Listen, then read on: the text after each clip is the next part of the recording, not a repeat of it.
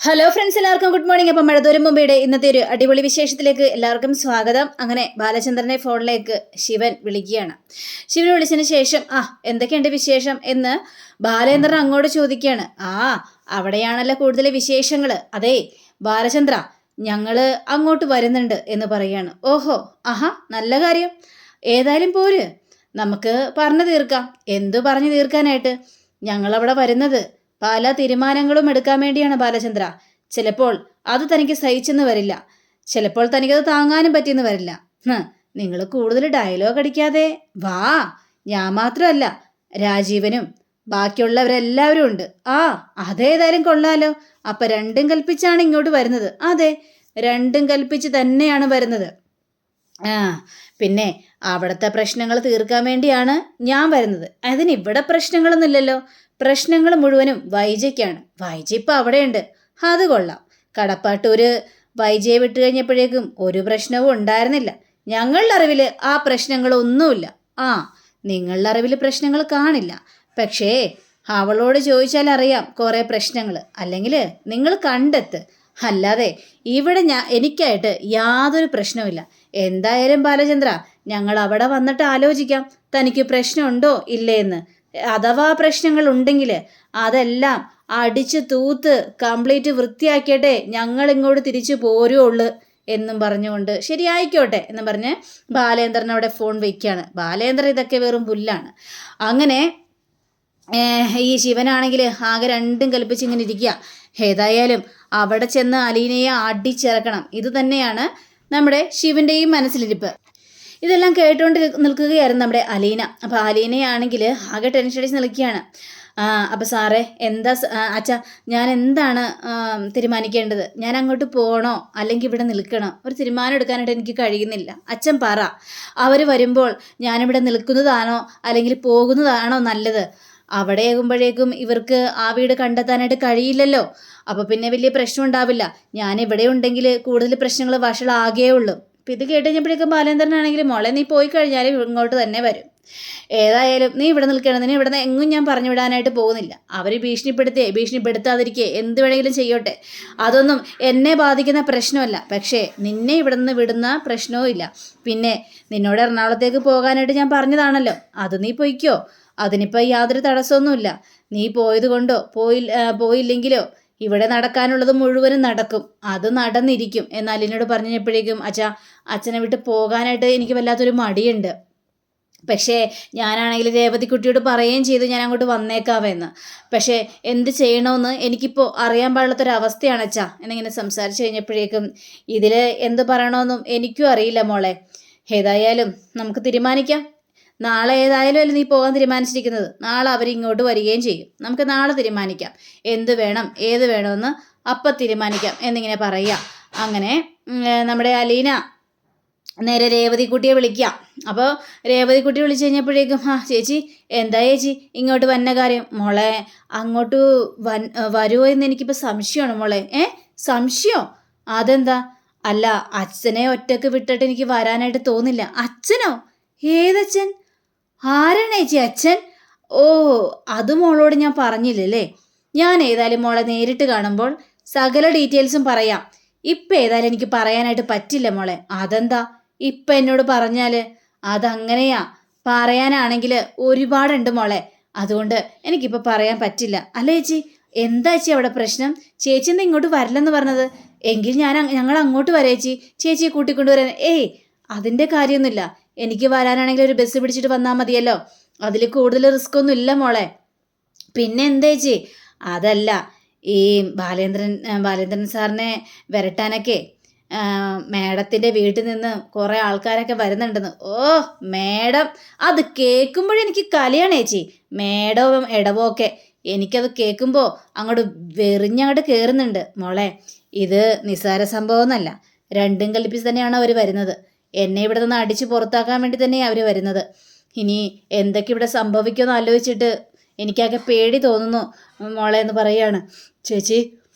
ചേച്ചിയെ അവർ ഉപദ്രവിക്കോ അല്ലെങ്കിൽ ബാലേന്ദ്രൻ സാറിനെ ഉപദ്രവിക്കോ? ബാലേന്ദ്രൻ സാറെ ഉപദ്രവിക്കാനൊന്നും പോകുന്നില്ല. കാരണം ഇത് ബാലേന്ദ്രൻ സാറിൻ്റെ വീടല്ലേ. പക്ഷേ ഭീഷണിപ്പെടുത്തും, പല ഭീഷണികളും പെടുത്തും. അതാണിപ്പോൾ എനിക്കൊരു ടെൻഷൻ. എനിക്ക് സാറെ വിട്ട് വരാനായിട്ടൊരു ബുദ്ധിമുട്ടുണ്ട് മോളെ. എന്തായാലും ഇവിടെ എന്താ നടക്കുമെന്ന് അറിയട്ടെ, അതിനുശേഷം ഞാൻ മോളെ വിളിച്ച് പറയാം എന്ന് പറഞ്ഞുകൊണ്ട് ഫോൺ വയ്ക്കുക. അപ്പോഴും അലീനയ്ക്കാണെങ്കിൽ ആകെ ടെൻഷൻ മൂത്ത് വല്ലാത്തൊരവസ്ഥ നിൽക്കുകയാണ്. അങ്ങനെ നമ്മുടെ രേവതിക്കുട്ടിയാണെങ്കിൽ ഒരു പഴംപൊരിയൊക്കെ ഉണ്ടാക്കി ഒരു ചായയൊക്കെ എടുത്തിട്ട് നമ്മുടെ മാമച്ചനും ഗ്രേസമ്മയ്ക്കും കൊണ്ട് കൊടുക്കുക. അവർ ഭയങ്കര ചെസ്സ് കളി. അപ്പോൾ ചെക്ക് വെച്ചുകൊണ്ടിരിക്കുകയാണ് ഇവിടെ ഗ്രേസമ്മ. അപ്പോൾ ദേ കളിച്ചതൊക്കെ മതി കേട്ടോ, ഇനി ഈ ചായ അങ്ങോട്ട് കുടിച്ചണ്ടേ എന്ന് പറഞ്ഞപ്പോഴേക്കും നിക്കടി മോളെ, ഞാനിവിടെ ചെക്ക് വെച്ചോണ്ടിരിക്കുക. ചെക്കോ? അങ്കിൾക്ക് നേരെയാണോ ചെക്ക്? അതെ, അങ്കിൾക്ക് നേരെ.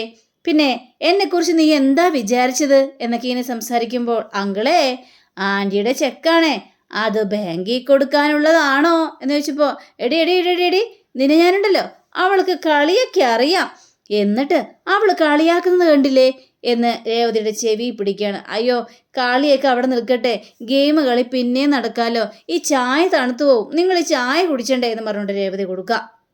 കൊടുത്തു കഴിഞ്ഞപ്പോഴേക്കും അതെ ഒരു ചെറിയൊരു പ്രശ്നമുണ്ട് കേട്ടോ. പ്രശ്നം? എന്ത് പ്രശ്നം? അതെ, അലീന ചേച്ചി നാളെ ഇങ്ങോട്ട് വരാൻ എഴുന്നേച്ചതാണല്ലോ, പക്ഷേ അലീന ചേച്ചി വരുന്നില്ല എന്നൊക്കെയാ പറയുന്നത്. അയ്യോടി, അതെന്തു പറ്റി വരുന്നില്ല എന്ന് പറയാനായിട്ട്? അതെ, ഈ വൈജ മേഡത്തിൻ്റെ വീട്ടുകാരൊക്കെ അവിടെ വരുന്നുണ്ടെന്ന്.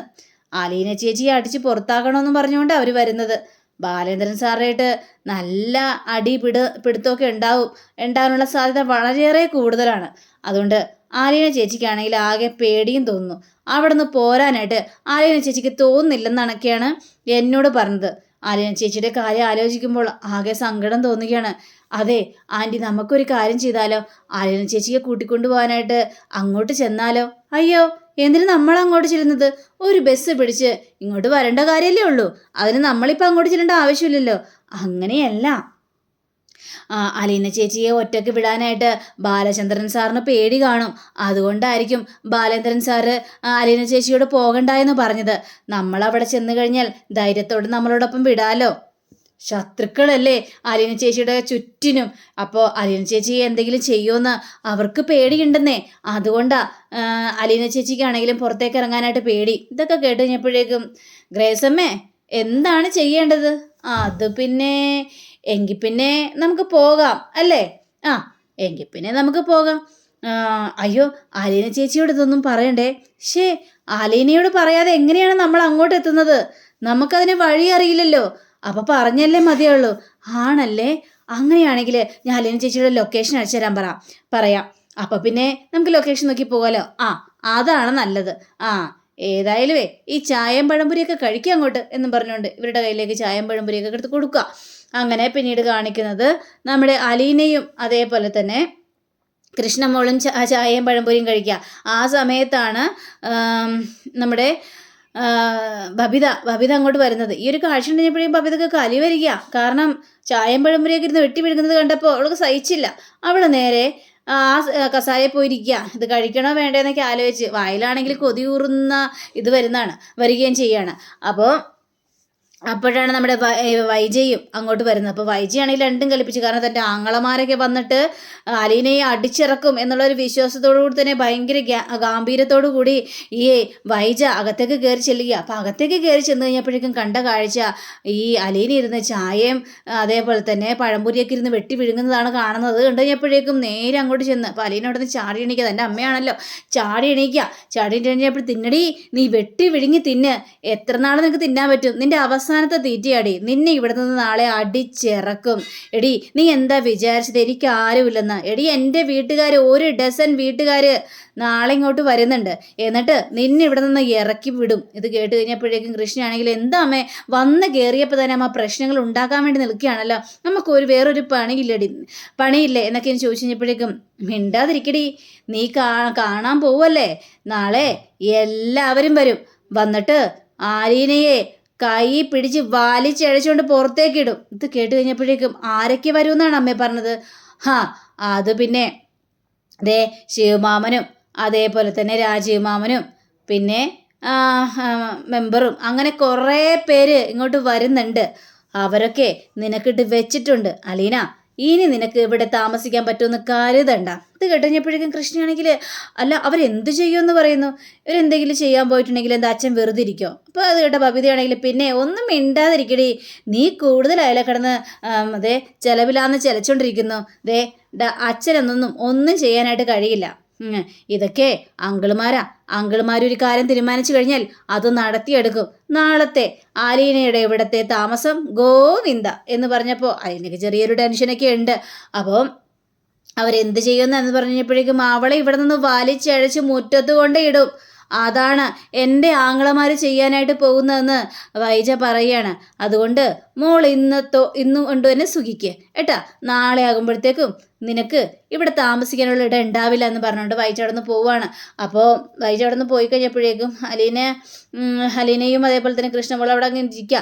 അപ്പോൾ ബബിത ഇരുന്ന് പഴംപൊരി ആ ഇടക്ക് തക്കം നോക്കി പഴംപൊരിയും ചായയൊക്കെ കുടിക്കുകയാണ്.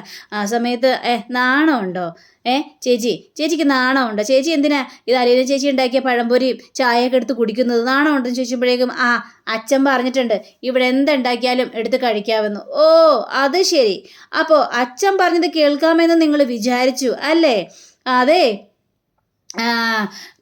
രോഹിതേട്ടന് വേണോ പഴംപൊരിയും ചായയും എന്ന് കൃഷ്ണമോള് ചോദിക്കുകയാണ്. പൊടി നീ എന്തിനാടി ഇങ്ങനെ കിടന്ന് എപ്പോഴും ചീകീടിനെ പോലെ ഇങ്ങനെ ചിലച്ചോണ്ടിരിക്കുന്നത്? നാണമില്ല നിനക്ക് എന്നും പറഞ്ഞുകൊണ്ട് രോഹിത്തും പോവാണ്. കൃഷ്ണമോൾക്കാണെങ്കിൽ ആകെ സങ്കടം തോന്നുകയാണ്. അപ്പോൾ നമ്മുടെ അലീന എന്താ മോളെ ചായ കുടിക്കേ? മോളെന്താ ചായ കുടിക്കാതിരിക്കുന്നത്? തണുത്തു അത്. എന്താ ടെൻഷനുണ്ടോ? ടെൻഷനുണ്ട്. എന്തിനാ ടെൻഷൻ്റെ ആവശ്യമൊന്നുമില്ല, മോള് ചായ കുടിക്കുക എന്നും പറഞ്ഞുകൊണ്ട് അങ്ങനെ ചായ കുടിക്കുക. അങ്ങനെ അന്ന് രാത്രി ആയി കഴിഞ്ഞപ്പോഴേക്കും അലീന റൂമിലേക്ക് ചെല്ലുക. അപ്പോൾ കൃഷ്ണമോളാണെങ്കിൽ അങ്ങോട്ടും ഇങ്ങോട്ടും പരക്കമായി നടക്കുക. അങ്ങനെ പരക്കമായി നടഞ്ഞപ്പോഴേക്കും ആകെ പേടി തോന്നുന്നു. എന്തിനു പേടിക്കുന്നു?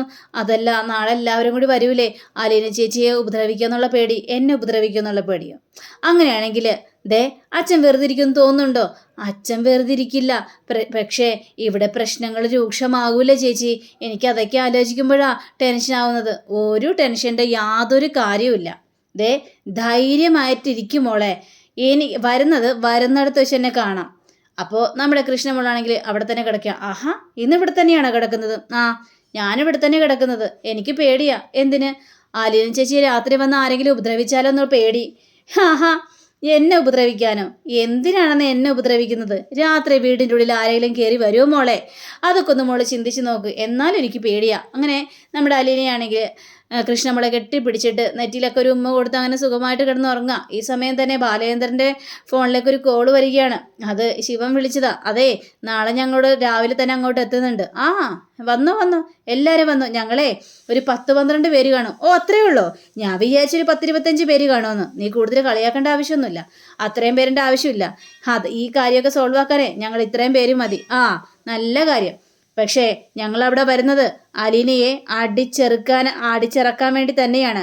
അത് പൂർത്തിയാക്കിയിട്ടേ ഞങ്ങൾ തിരിച്ച് ഇങ്ങോട്ട് വരുവുള്ളൂ. എങ്കിൽ പിന്നെ അതൊന്ന് കാണണമല്ലോ. നിങ്ങളപ്പോൾ രണ്ടും കൽപ്പിച്ച് വന്നോളൂന്നേ. അതിന് എനിക്ക് യാതൊരു തടസ്സവും നീക്കവും ഒന്നുമില്ല.